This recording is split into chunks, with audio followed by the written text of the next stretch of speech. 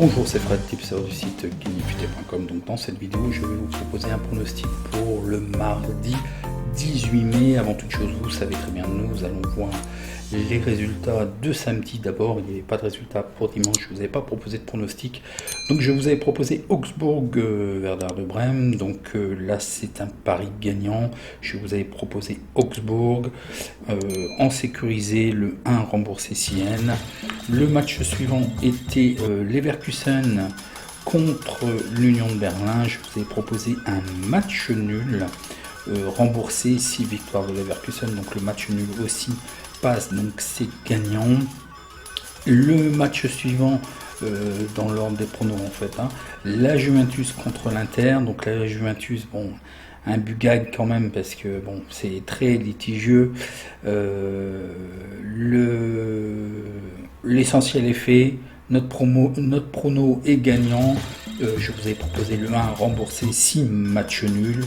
Le match suivant était Dunkerque, qui se sont vraiment très bien battus contre Toulouse, où là je vous avais proposé aussi un match nul remboursé, 6 under.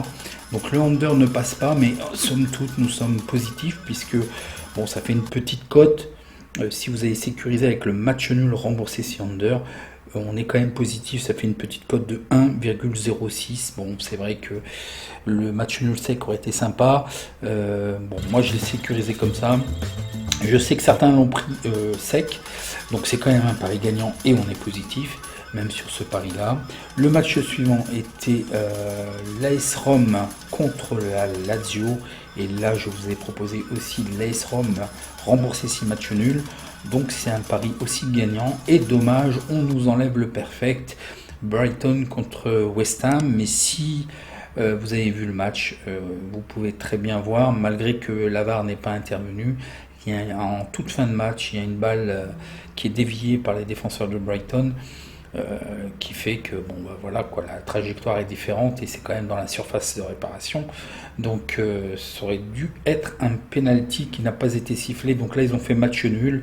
Je vous avais proposé le 2 sec, je m'étais repris, j'avais proposé le 2 remboursé Sienne, mais je me suis repris puisque en toute fin de prono je me suis aperçu que Brighton n'avait plus rien à jouer, donc tout était du côté de West Ham, qui d'ailleurs commence à effriter ses points, ils ne sont plus trop tranchants, donc dommage. Donc bon un beau 5 sur 6 et le 6e aurait pu passer. Alors certains l'ont sécurisé d'ailleurs.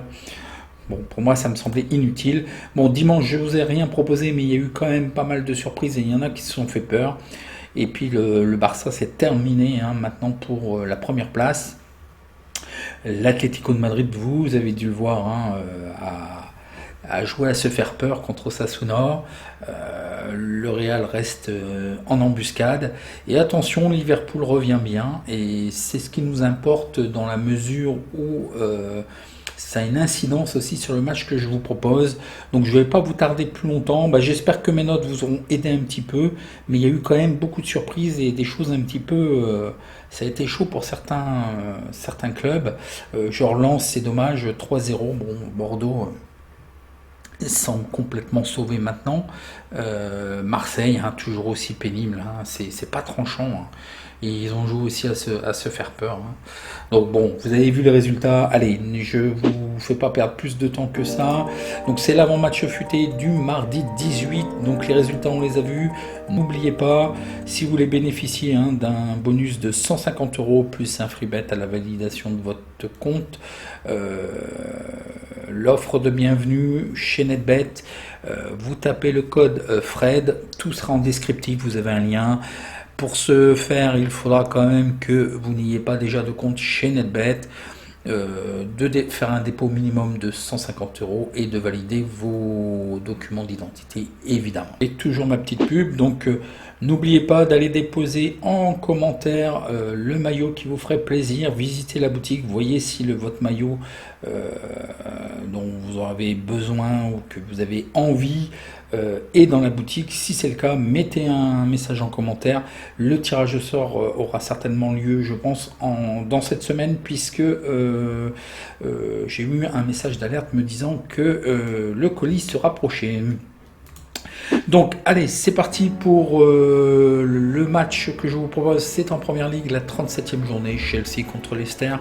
Attention, Leicester l'avait emporté 2-0 au match aller et ils viennent de se rencontrer en Fed Cup et Leicester l'a emporté. Nous allons voir ça en détail. Voyons voir le face-à-face. Donc c'est le quatrième avec 64 points, avec 1878 points et le rating. Et Leicester est troisième avec 66 points. Ils ont 1832 points et le rating. D'ailleurs, en dernier lieu, Chelsea a perdu, regardez là, moins 30 points et le rating quand ils ont perdu contre Arsenal. Je vous montre aussi, chose que je fais rarement. Je vais faire dans la semaine une vidéo vous présentant le logiciel. J'ai beaucoup de questions et une grosse surprise, c'est que ça sera peut-être en live. J'ai pour l'Euro et pour l'année prochaine, vous allez voir des salles de conférence et je vais vous inviter à assister. Vous pourrez poser, c'est quelque chose que vous avez vu nulle part ailleurs. Vous allez pouvoir interagir, poser des questions en live et en direct. Si vous avez une caméra ou au moins un micro, vous pourrez intervenir. Vous allez voir, on va faire une expérience spéciale. Alors voilà, la forme des deux équipes, si vous regardez bien quand même, si je prends ce point haut ici de Leicester, jusque le dernier point, c'est quand même descendant côté Leicester. C'est tout le contraire côté Chelsea. Si je prends le point bas ici et ici, on a quand même plutôt une forme ascendante côté Chelsea, une forme descendante côté Leicester. Donc voyons voir les données à domicile et à l'extérieur, mais voyons voir les données. Donc c'est quand même assez propre, assez régulier, mais si vous voyez, ces deux équipes-là ont quand même tendance, ils sont prenables. C'est pas du 100% assurance tout risque avec ces deux équipes-là. Ils sont capables, en fait, je vais les qualifier, ils sont capables du meilleur comme du pire, parce que voilà, Chelsea vient de perdre contre Arsenal, donc ils sont capables du pire, mais juste avant, voilà, ils sont allés gagner contre City, donc voilà, c'est quand même, et c'est pareil en fait pour Leicester, et ils font des très bons résultats, ils vont gagner contre Manchester United, mais avant ça ils effritent un petit peu leurs points contre Southampton, ils perdent contre West Ham.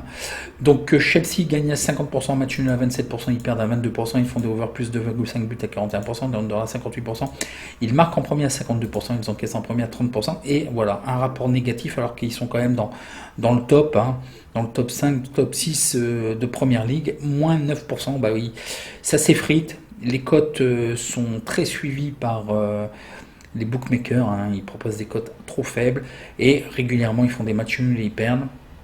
Pour ce qui est de Leicester, ils gagnent à 55%, match nul à 16%, ils perdent à 27%.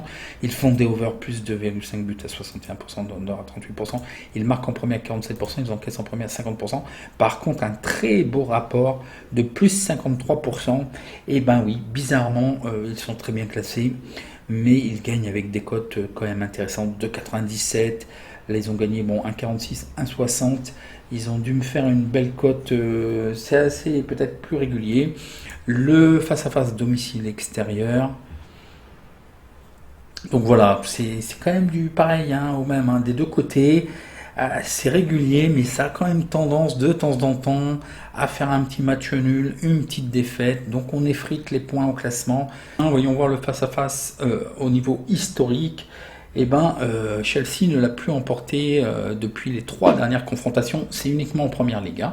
Donc voyons voir au niveau effectif. Donc le classement Hello, je vous l'ai donné. L'alerte algo nous détecte le match nul et je vous dis que l'alerte algo est positif et pas mauvais au niveau du match nul. Et le under qui serait value, alors retenez cette information, qui serait value à 1,46.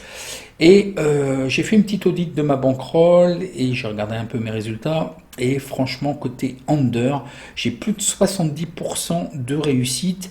Et sur ce prono-là, je verrais bien un under. Donc au niveau effectif, Chelsea, attention, 2 joueurs incertains, ils n'ont pas participé à la Fed Cup. Un dispositif tactique probable en 3-4-3.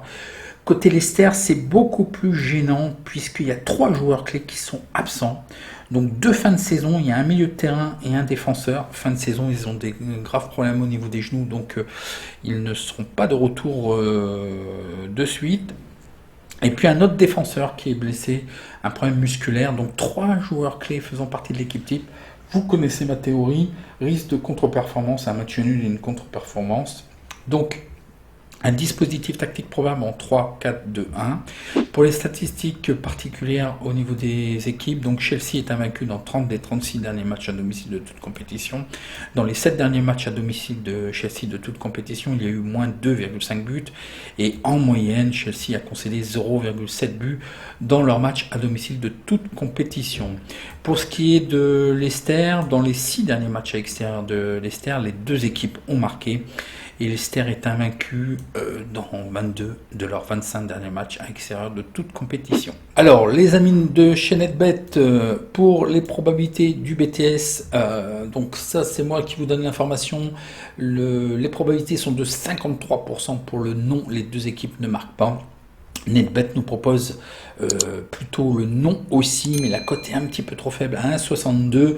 Pour ce qui est des probabilités over-under, donc 51%, ça me semble vraiment, là au niveau des probabilités, c'est pour ça en fait, par rapport au pronostic que je vais vous proposer, à 51%, je pense que c'est pas si serré que ça, hein, c'est pas over-under à 51-49%, je pense qu'il y a beaucoup plus de probabilités de faire dans under. On va regarder ça en détail lors du pronostic.